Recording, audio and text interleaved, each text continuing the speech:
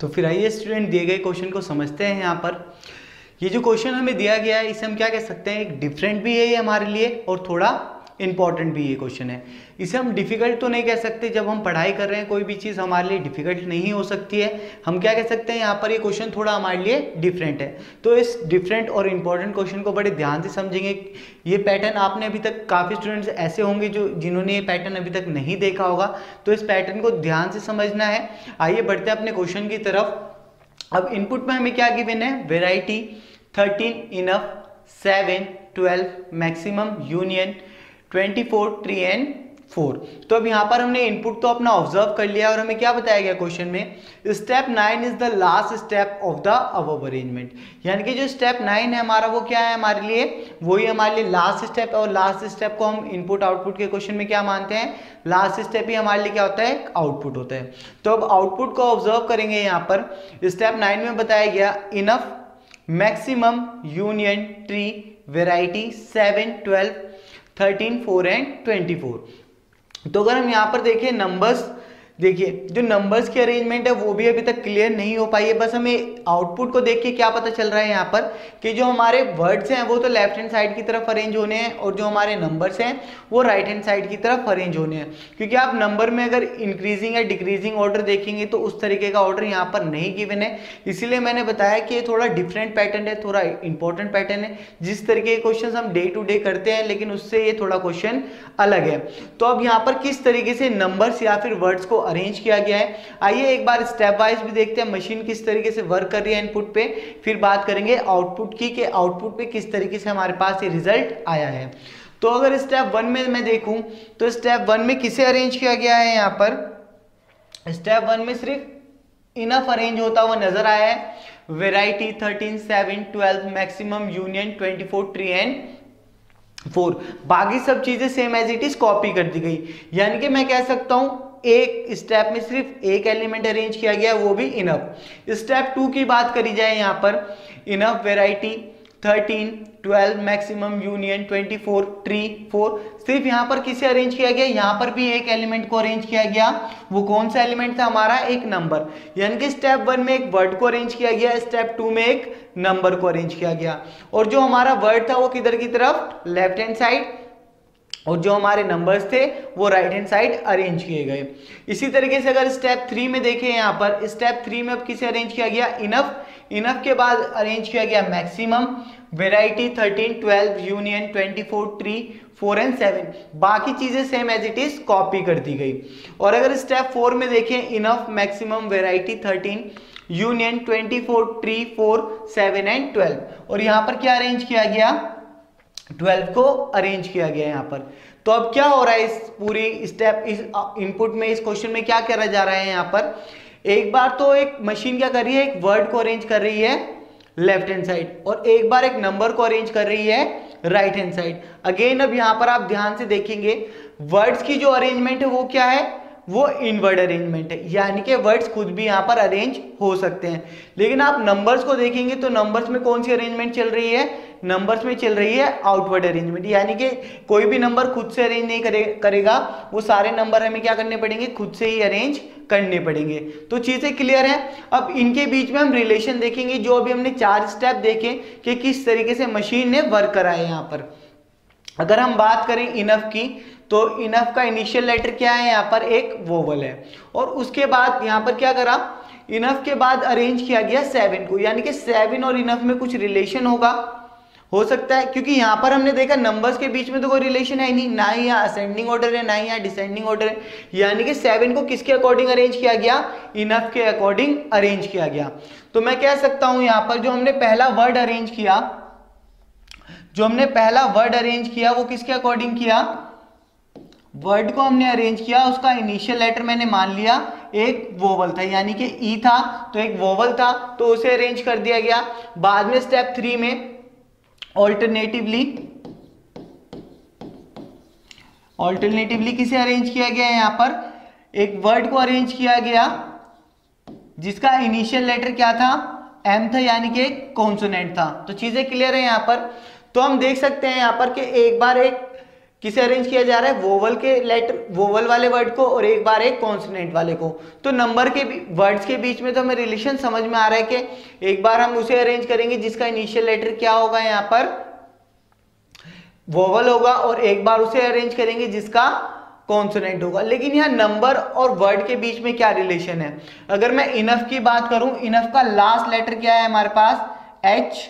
Enough का last letter है H, और एच की पोजीशन अगर हम देखिए क्या होती है, 8, और अगर 8 में से मैं -1 कर दूं तो क्या हो जाएगा यहाँ पर 7। क्लियर है ये चीज? मैक्सिमम में लास्ट क्या है यहाँ पर, एम है। एम की पोजीशन क्या होती है, 13। 13 में से अगर मैं 1 माइनस कर दूं तो क्या आ जाएगा, 12। क्लियर है ये चीज? और यहाँ पर किसे अरेंज किया गया है, 12 को। तो अब समझ में आया यहाँ पर किस तरीके से अरेंजमेंट हो रही है, और मैंने क्यों बताया था कि ये क्वेश्चन बहुत डिफरेंट है, इसे ध्यान से समझना है, क्योंकि इस तरीके के पैटर्न ही क्वेश्चन को बहुत ज्यादा डिफिकल्ट बनाते हैं। लेकिन क्वेश्चन को कभी भी डिफिकल्ट नहीं समझना है, सिर्फ उसे क्या समझना है कि एक तरीके से डिफरेंट पैटर्न है, ये भी हम इजिली कर पाएंगे। इस तरीके के क्वेश्चन हम और प्रैक्टिस करेंगे और ये क्वेश्चन हमें भी क्या लगने लगेगा, डिफिकल्ट नहीं, ईजी लगने लगेगा। तो अब समझ में आ गया, यानी कि मैं कह सकता हूं अब हम सीधा आउटपुट की तरफ आएंगे। आउटपुट में मैंने देखा यहाँ पर पहले किसे अरेंज किया गया, इनफ को। इनफ का इनिशियल लेटर ई। उसके बाद डिक्शनरी ऑर्डर में हमने देखा यहाँ पर सबसे पहले अगर डिक्शनरी में हम कांस्टेंट वाला वर्ड अरेंज करते तो किसे अरेंज करते, मैक्सिमम को। तो हमने देखा यहाँ पर मैक्सिमम। ऑल्टरनेटिवली यहाँ पर क्या है, फिर एक वो वर्ड है जिसका इनिशियल लेटर क्या है, वोवल, और ई के बाद उसे डिक्शनरी में अरेंज किया जाता है, यूनियन। मैक्सिमम के बाद यानी कि जो वर्ड अरेंज किया जाता है कॉन्सोनेंट वाला, वो क्या है, ट्री। क्लियर है? समझ में आ गया आपको किस तरीके से यहाँ पर अरेंज किया गया है इन वर्ड्स को। और अब स्टेप वाइज अगर हम देखें, एक स्टेप में इनफ अरेंज किया गया, स्टेप 2 में अरेंज किया गया 7, स्टेप 3 में अरेंज किया गया मैक्सिमम। मैक्सिमम का एम की पोजीशन 13, 13 - 1 = 12। अब किसे अरेंज किया जाएगा, अगेन स्टेप 5 में किसे अरेंज किया जाएगा, एक वर्ड को जिसका स्टार्टिंग लेटर क्या होना चाहिए, एक वोवल, यानी कि किसे अरेंज कर दिया गया, यूनियन को। सिर्फ एक बार एक स्टेप में एक ही एलिमेंट अरेंज किया जाएगा, यानी कि स्टेप 6 में अब किसे अरेंज किया जाएगा, अब यूनियन का लास्ट लेटर क्या है, एन। एन की पोजीशन क्या होती है, 14, 14 - 1 = 13। तो अब यहाँ पर आप देख सकते हैं स्टेप 6 की अगर बात करी जाए, स्टेप 6 में किसे अरेंज करा गया है, 13 को अरेंज किया गया है। तो अरेंजमेंट अब हर किसी को समझ में आ गई होगी किस तरीके से वर्ड्स और नंबर अरेंज किए जा रहे हैं। स्टेप 7 की बात करी जाए, अब एक नंबर अरेंज कराता तो एक वर्ड अरेंज किया जाएगा। वर्ड कौन सा अरेंज किया जाएगा, जो कि जिसका स्टार्टिंग लेटर क्या होना चाहिए, कॉन्सोनेंट, और मैक्सिमम के बाद अरेंज होना चाहिए वो डिक्शनरी फॉर्मेट में। तो यहाँ पर देख सकते हैं आप किसे अरेंज किया गया है, यहाँ पर स्टेप 7 में अरेंज किया गया है ट्री को। चीजें क्लियर हो रही हैं? ट्री का अब मैं अगेन क्या कहूंगा, यहाँ पर लास्ट लेटर क्या है, ई की पोजीशन 5, 5 - 1 = 4, यानी कि नेक्स्ट स्टेप में उसे अरेंज किया जाएगा, कौन से नंबर को अरेंज किया जाएगा, 4 को। और आप देख सकते हैं यहाँ पर 4 को अरेंज किया गया है। अब देखिए एक चीज और समझनी है यहाँ पर, जैसे मैंने अभी स्टार्टिंग में बताया, जो हमारे वर्ड्स हैं वो कौन सी अरेंजमेंट फॉलो कर रहे हैं, इनवर्ड, यानी कि इसमें चीजें खुद से अरेंज हो जाएंगी। लेकिन जो हमारे नंबर्स हैं वो आउटवर्ड है, यानी कि हमें वो खुद से अरेंज करने पड़ेंगे। अब देखिए इसके बाद 4 को तो हमने अरेंज कर दिया है यहाँ पर। अब 4 के बाद हमें किसे अरेंज करना था, एक और वर्ड को अरेंज करना था। लेकिन अब जब इनवर्ड अरेंजमेंट है, यहाँ पर हमने क्या देखा, वैरायटी तो खुद से ही अरेंज हो गया, यानी कि इसके लिए अब नया स्टेप नहीं बनाएंगे हम। जब भी इनवर्ड अरेंजमेंट होती है और कोई भी चीज खुद से अरेंज हो जाती है, उसके लिए एक नया स्टेप नहीं बनाया जाता है। और वाई, अगर आप वैरायटी का लास्ट लेटर देखेंगे तो क्या है, वाई। वाई की पोजीशन क्या होती है यहाँ पर, 25, 25 - 1 = 24, यानी कि लास्ट स्टेप जो था हमारा 9th स्टेप, वो यानी कि वैरायटी के लिए नहीं बनाया गया, वो किसके लिए बनाया गया, वो 24 के लिए बनाया गया।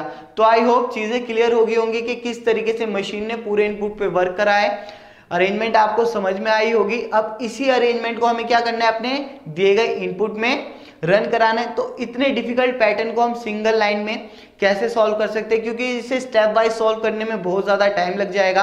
तो अब देखना है कि इतना डिफिकल्ट पैटर्न भी हम सिंगल लाइन में किस तरीके से सॉल्व कर सकते हैं। आइए समझेंगे उस चीज को। इस क्वेश्चन को भी हम सिंगल लाइन की हेल्प से ही सॉल्व करेंगे। यहाँ पर अगर मैं बात करूं, अब देखिए हम खुद से लिखेंगे यहाँ पर क्या है हमारे पास इनपुट।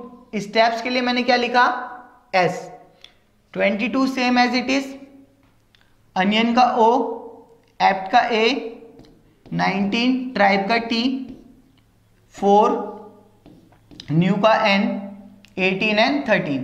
तो कुछ इस तरीके से हमारे पास इनपुट हमें गिवन है। और मैंने क्या बताया आपको, जो वर्ड्स फॉलो करेगा इनवर्ड और नंबर्स फॉलो करेंगे आउटवर्ड। क्लियर है यहाँ पर। और इनवर्ड, जब भी इनवर्ड अरेंजमेंट आती है हमें बड़े ध्यान से, जब हम सिंगल लाइन की हेल्प से क्वेश्चन सॉल्व करते हैं, इनवर्ड अरेंजमेंट आती है तो वहां बड़े ध्यान से सॉल्व करना पड़ता है, क्योंकि यहाँ पर हमें नहीं पता कि कौन सा एलिमेंट खुद से अरेंज होगा। तो बड़ा ध्यान से समझना है इस चीज को कि सिंगल लाइन में इतने डिफिकल्ट पैटर्न को भी किस तरीके से सॉल्व कर सकते हैं ईजिली। तो अब देखिए, अगर मैं सबसे पहले अरेंज करूंगा तो किसे करूंगा, जो डिक्शनरी ऑर्डर में आएगा वर्ड सबसे पहले, लेकिन उसका क्या होना चाहिए, इनिशियल लेटर क्या होना चाहिए, एक वोवल होना चाहिए। तो मैं कह सकता हूं एप्ट है वो चीज। क्लियर है यहाँ पर। तो यहां पर अब हम इसे स्टेप 1 में अरेंज करेंगे, यानी कि ए, और ये इसके लिए कौन सा स्टेप में इसे अरेंज करा हमने, स्टेप 1 में इसे अरेंज करा। तो यहां पर 1 लिख दिया और इस पे लगा दिया कट। चीज क्लियर है। अब स्टेप 2 में क्या अरेंज करना है हमें, जो इसका लास्ट, जो अभी हमने वर्ड अरेंज करा उसका लास्ट लेटर की पोजीशन 20, टी की पोजीशन 20, 20 - 1 = 19, यानी कि अब हम किसे अरेंज करेंगे 19 को, और ये किधर की तरफ अरेंज किया जाएगा, राइट हैंड साइड। तो इस पे भी कट लगा देंगे, लेकिन अब इसे शिफ्ट करने की जरूरत नहीं है क्योंकि ये किधर की तरफ अरेंज हो रहा है, राइट हैंड साइड। तो ये 19 हमने लिख लिया, 19 हमने लिख लिया, और इस पे क्या नंबरिंग करेंगे हम, कौन से स्टेप में अरेंज करा इसे हमने, स्टेप 2 में अरेंज करा, तो इसकी नंबरिंग कर देंगे यहाँ पर। चीजें क्लियर है अभी तक के। अब इसके बाद एक और वर्ड को अरेंज करना है, और अब कौन सा वर्ड अरेंज किया जाएगा, जो डिक्शनरी फॉर्मेट में अब आना चाहिए, लेकिन उसका इनिशियल लेटर क्या होना चाहिए, एक कॉन्सोनेंट होना चाहिए।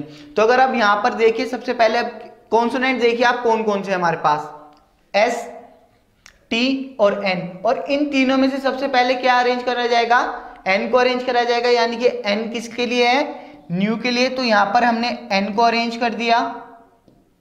चीजें क्लियर है। कौन से स्टेप में अरेंज किया गया, स्टेप 3 में अरेंज किया गया।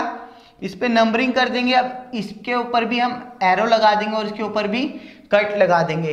इनवर्ड अरेंजमेंट में कट उस पे ही लगाना है जिसे हम खुद से अरेंज कर रहे हैं, जो ऑटोमेटिकली जो अपने आप ही अरेंज होएगा उस पे हम कभी भी कट नहीं लगाएंगे। चीजें समझ में आएंगी कि क्यों इस तरीके से हम कर रहे हैं। बड़े ध्यान से समझना है इस मेथड को।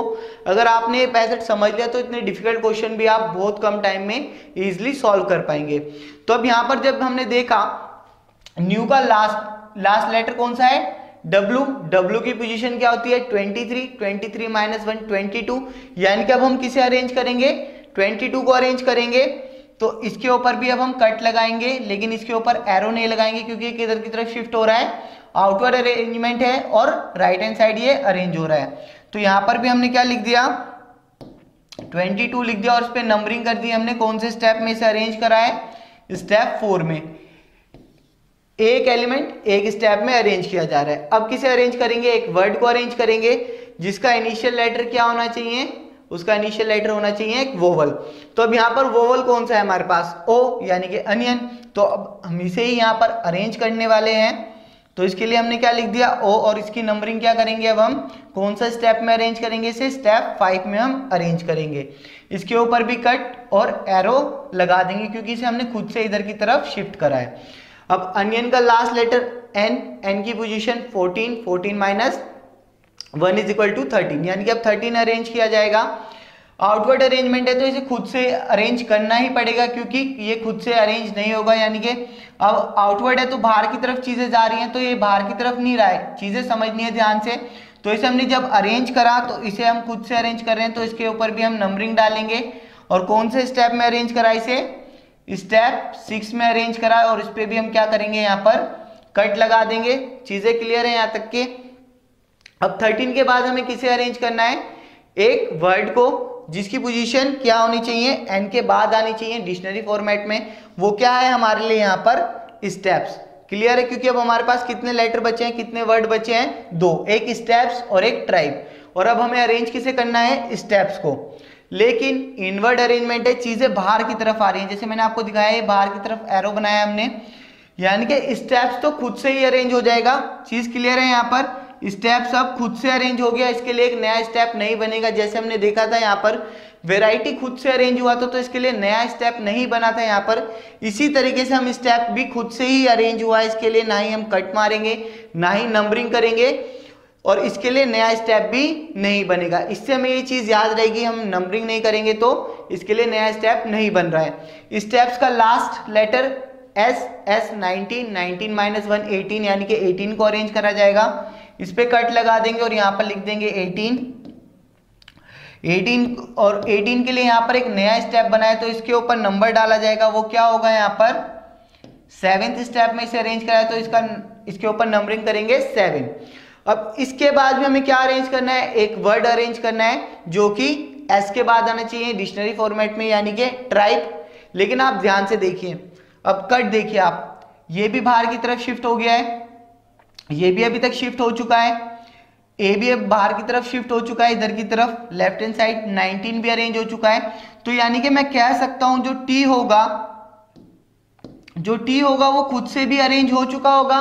चीज क्लियर है यहाँ पर। अब कट मारने का और नंबरिंग का मतलब समझ में आया आपको कि यहाँ पर क्यों करा ये, क्योंकि इससे हमें पता चल जाएगा यहाँ पर कि कौन से एलिमेंट्स जो ऐसे एलिमेंट है जो कि खुद से अरेंज हो रहे हैं। तो यहाँ पर हमने क्या देखा, स्टेप्स और ट्राइब्स खुद से अरेंज हो गए हैं, तो इस पे ना ही हमने कट लगाया है ना ही यहाँ पर नंबरिंग करी है। तो इससे क्या हुआ, हमें पता चल गया कि ये एलिमेंट खुद से अरेंज हो गए, इनके लिए स्टेप नहीं बनाना है। इसी तरीके से हमारा बिल्कुल सही आउटपुट आएगा और इसी की हेल्प से हम अपने क्वेश्चन इजिली सॉल्व कर पाएंगे। तो चीजें क्लियर है। तो अब किसके लिए स्टेप बनेगा, यहाँ पर ट्राइब का लास्ट लेटर क्या है, ई की position 5 minus 1 is equal to 4, यानी कि 4 के लिए अब हम नया स्टेप बनाएंगे।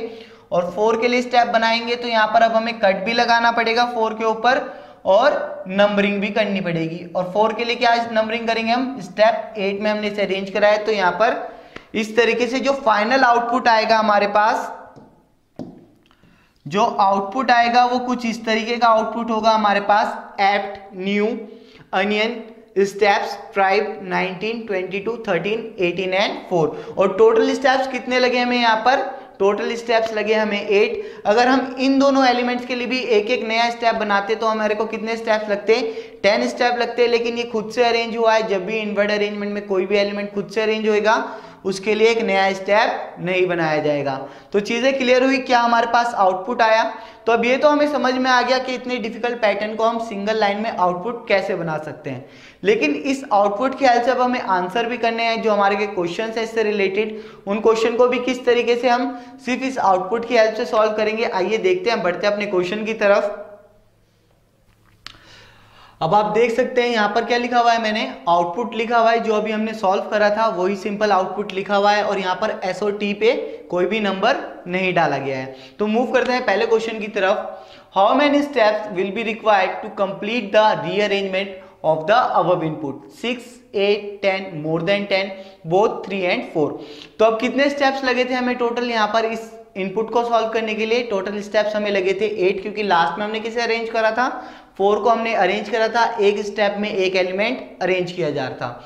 तो कौन सा ऑप्शन यहाँ पर सही हो जाएगा, बी ऑप्शन बिल्कुल सही हो जाएगा। लेकिन आप देख सकते हैं ऑप्शन में हमें क्या दिया हुआ है, 10 भी ऑप्शन में दिया गया है और स्टूडेंट्स यहीं पर कंफ्यूज होते हैं। जैसे मैंने आपको बताया एस और टी के लिए हमने एक नया स्टेप नहीं बनाया क्योंकि ये खुद से अरेंज हो चुके थे। लेकिन कई बार क्या होता है, स्टूडेंट कंफ्यूज हो जाते हैं इनवर्ड अरेंजमेंट के क्वेश्चंस में कि जो चीज़ें खुद से अरेंज हो गई हैं उसके लिए भी वो एक नया स्टेप बना देते हैं। और यहाँ पर ऑप्शन में भी उन्हें कंफ्यूज करने के लिए क्या दिया गया है, 10। तो ये चीज़ बड़े ध्यान से याद रखनी है कि इनवर्ड अरेंजमेंट में जो एलिमेंट अरेंज होगा उसके लिए नया स्टेप कभी भी नहीं बनाना है। तो बी ऑप्शन हमारा बिल्कुल राइट आंसर है। यहाँ पर 8 स्टेप्स हमें लगे टोटल रीअरेंजमेंट करने में। तो चीजें क्लियर है। यहाँ पर मूव करते हैं अब नेक्स्ट क्वेश्चन की तरफ। Which step number is the following output, apt, new, onion, steps, tribe, 4, 18, 13, 19 and 22। तो एक आउटपुट हमें दिया गया है और हमसे क्या पूछा गया है, ये कौन सा स्टेप यहाँ पर है। तो अब क्या है यहाँ पर, अब इस आउटपुट की हेल्प से अब हमें कैसे पता चलेगा ये कौन सा स्टेप है, क्योंकि हमने स्टेप वाइज तो क्वेश्चन को सॉल्व करा ही नहीं है। अगर स्टेप वाइज क्या होता तो हम देख के बता देते कि ये कौन सा स्टेप है। लेकिन अब चीज बड़े ध्यान से समझनी है, यहाँ पर हमने साथ साथ जो आउटपुट करा है उसके ऊपर हमने क्या करी है, यहाँ पर नंबरिंग करी है। सिर्फ आपको समझाने के लिए मैं ये स्टेप लिख रहा हूं, लेकिन आपको क्या करना है, एग्जामिनेशन में ऑब्जर्व करना है। अब देखिए किस तरीके से हमें दिया हुआ है output, eight, new, onion, steps, tribe, 14, 4, 18, 13, 19 and 22। तो अब ये बताइए मेरे को, जो हमारा सबसे पहले हमने किसे अरेंज करा था, ए को अरेंज करा था, यानी कि ये अपनी पोजीशन पे है। एन को अरेंज करा था, ये भी अरेंज हुआ हुआ है।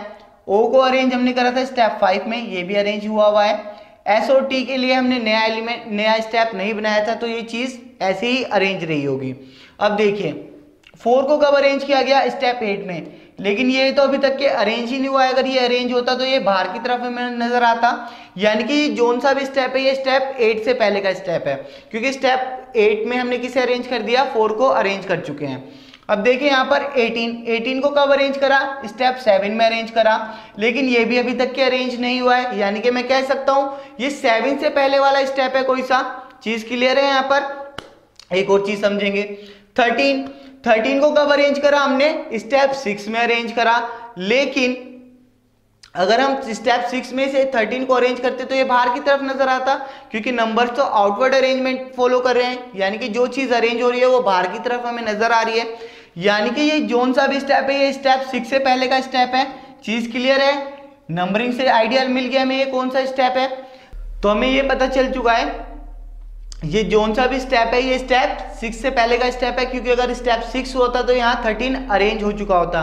19 कब अरेंज किया गया था, स्टेप 2 में, और 22 कब अरेंज किया गया था, 4th स्टेप में। और यहाँ पर हमने देखा ओ को भी अरेंज किया हुआ है, यानी कि ये 5th स्टेप में अरेंज किया गया था। एस और टी तो खुद से ही अरेंज हो चुके हैं, तो ये कौन सा स्टेप है, इससे क्या पता चल गया हमें, ये स्टेप 5th स्टेप है, और ए ऑप्शन बिल्कुल सही आंसर हो जाएगा। तो चीजें क्लियर हो गई, क्योंकि ओ को हमने कब अरेंज करा, स्टेप 5 में, और अगर स्टेप 6 ये होता तो 13 भी हमें अरेंज हुआ हुआ नजर आता, लेकिन ये यहाँ पर हमें ओ तक के ही अरेंजमेंट कंप्लीट हुई भी नजर आई। तो पता चला कि आउटपुट की हेल्प से हम किस तरीके से स्टेप्स को पता लगा सकते हैं, ये कि जो आउटपुट हमें दिया गया है वो कौन सा स्टेप है। तो चीजें क्लियर हुई, यहाँ पर मूव करेंगे नेक्स्ट क्वेश्चन की तरफ। How many elements are there between new and 18 in step 6।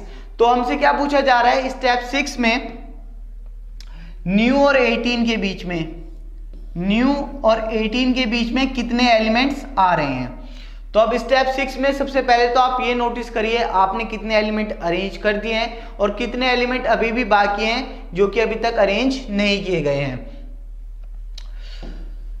तो अब यहां पर देखिए हम स्टेप 6 तक हमने कितने एलिमेंट अरेंज कर दिए हैं। यहाँ पर स्टेप 6 के बाद सिर्फ 2 एलिमेंट ऐसे हैं जो कि अरेंज करने हैं, बाकी सारी चीजें अरेंज हो चुकी हैं।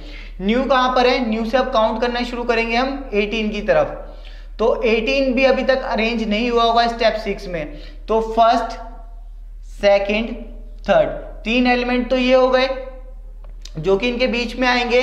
और अब देखिए 18 की पोजीशन क्या थी, अगर जब हमने उसे अरेंज नहीं किया था तो उससे पहले उसकी पोजीशन कहाँ थी, यहाँ पर उससे पहले 4 को भी अरेंज नहीं किया गया, यानी कि 1 2 3 4 को भी अब हम काउंट करेंगे, 4 के बाद ही हम काउंट करेंगे 18 को। तो यहाँ पर हम देख सकते हैं कितने एलिमेंट्स इनके बीच में आ रहे हैं, 4 एलिमेंट्स इनके बीच में आ रहे हैं। स्टेप 6 तक की बात की जा रही है। चीजें क्लियर है यहाँ पर। ये बाकी सारे एलिमेंट्स तो अरेंज थे लेकिन 4 को और 18 को अरेंज नहीं किया गया था स्टेप 6 तक। तो जब मैंने काउंट करा न्यू से लेकर 18 तक, 1 2 3 4 अरेंज नहीं है, यानी कि इनके बीच में ही होगा अभी भी। तो 4th एलिमेंट हमारा 4 हो जाएगा और 4 के जस्ट बगल में क्या आएगा, यहाँ पर 18 आएगा। तो 18 और न्यू के बीच में ही पूछा जा रहा था, तो टोटल एलिमेंट्स इन दोनों के बीच में कितने हो गए, 4 एलिमेंट्स। कौन सा ऑप्शन सही हो जाएगा यहाँ पर, E option will be the correct answer. तो चीजें क्लियर है। यहाँ पर मूव करेंगे नेक्स्ट क्वेश्चन की तरफ। Which of the following step would be the last step but 1। तो अब यहाँ पर टोटल स्टेप हमें कितने लगे, 8 स्टेप हमें यहाँ पर टोटल लगे। और हमसे क्या पूछा जा रहा है, कौन से स्टेप के बारे में बात की गई, स्टेप लास्ट स्टेप बट 1। तो इसका मतलब क्या होता है, जब भी हमसे कहा जाता है लास्ट स्टेप बट वन, इसका मीनिंग क्या होता है यहाँ पर, या फिर पेनल्टीमेट की बात करी जाए तो इन दोनों का मतलब क्या होता है, सेकंड लास्ट की बात करी जा रही है। टोटल स्टेप लगे हमें 8, तो हमारा लास्ट सेकंड लास्ट स्टेप कौन सा हो जाएगा, 7th स्टेप। तो यहां पर कौन सा ऑप्शन सही हो जाएगा हमारा, D option will be the correct answer. तो चीजें क्लियर हुई यहां पर, सेकंड लास्ट स्टेप पूछा गया और सेकंड लास्ट स्टेप हमारा कौन सा था, 7th स्टेप। मूव करेंगे लास्ट क्वेश्चन की तरफ। What is the position of tribe to the left of 13 in step 6।